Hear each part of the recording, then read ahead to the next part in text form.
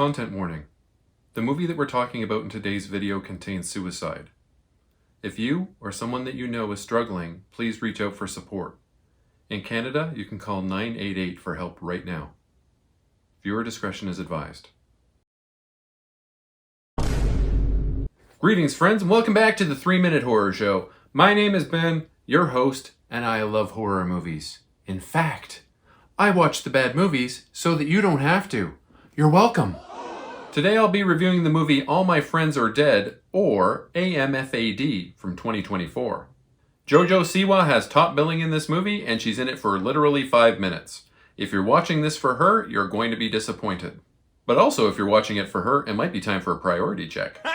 This movie was directed by Marcus Dunstan. He's the guy who directed The Collector and The Collection. Those movies are great. I love them. Is this movie great? AMFAD is streaming here in Canada on Plex and Tubi. After several years of inactivity due to a serial killer committing a series of 7 deadly sins-related murders at the last one, the Karmapalooza Music Festival is back on. A group of the most irritating influencers on the planet pile into a van to go. It turns out that Jo Siwa's character used to be a member of this friend group, but we see her commit suicide in literally the first scene of the movie. The van the group are traveling in busts a tire on the way, and the crew are forced to book an Airbnb nearby. A friendly cop gives them a ride to their new rental. The Airbnb's TV is stuck on a movie about the 7 deadly sins on repeat, but trust me, it's not 7. Someone has left them out 7 deadly sins shot glasses too. Can you guess where this is headed? Jo Siwa got her start on the show Dance Moms, with her dance mom, when she was a little dancing kid. She was on the show for 2 seasons, in 2015 and 2016. She was a crowd favorite, I guess, and released a song named Boomerang in her last season on the show. She also released a line of fashion bows that kids could put in their hair and became known as that kid with the hair bows. Also, there was a JoJo branded makeup kit that got recalled for containing too much asbestos, but we don't talk about that. LOL. She did some TV, she did some movies, and then she embarked on a massive-ass world tour called Dream the Tour. Then, she went on to become a general nuisance on reality TV and the internet for several years. You right! In 2024, Siwa declared that she was going to rebrand herself, started dressing like Gene Simmons, and claimed to be the inventor of gay pop. What? The group starts to party, lounging by the pool, drinking and doing hard drugs. They're live streaming this craziness too, so they must be streaming on Kick. They're all fighting for likes and views, and they're all annoying. Someone is watching them via a series of poorly hidden cameras, but all we can see of this voyeur is an extreme close-up of their bloodshot eye. Time for some Visine. The killer strikes later that night, grabbing the influencers one by one and dispatching them according to the 7 deadly sins. But again, remember, this is definitely not the movie 7.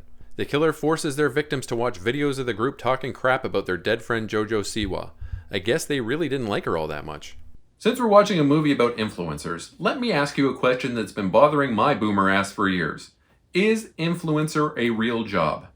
Well, according to every major outlet that I've looked at, including Forbes magazine, yes it is. Modern influencers create content about their lives and their interests, and they show off products and services that they use in those pursuits. The companies that produce these products or supply these services enter in partnerships to collaborate with the influencers, and both parties benefit. The influencers get paid, and the companies have their products shown off to a large captive audience.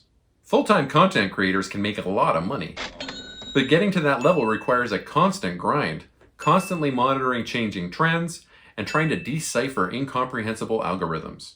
So yes, it does appear to be a real job, but not one that I'd ever want to do. Yes. First up is a guy named Guy, and he decides to try to hitchhike to the festival. The masked mystery figure picks him up and finishes him off in a very messy way. The group members all get a text from Jo Siwa, and that can't be true because she's been dead for ages. The action is fairly imaginative, including death by boiling water, an assault with a bladed adult fun toy, and a super duper double cross. It turns out that these friends ruined Jo Siwa's life by uploading a nude video she took for someone special to the internet. Some friends, am I right? The presentation of this whole thing is obnoxious, and the characters are super annoying. Oh damn! Some of the practical effects were done really well, but they were contrasted by the terrible CGI. The CGI, in particular the blood, and in particular the blood from the last kill, was so bad. I could not believe this came from the same guy that did The Collector and The Collection. Not recommended. I rate AMFAD, All My Friends Are Dead, a 4 out of 10. Damn, son. As usual, a link to my letterboxd appears in the video's description. Please leave me a like, comment, and subscribe, as it really does boost my engagement, helps my channel grow. Smell you later, nerds! Until next time, always scout the back door before you come through the front door.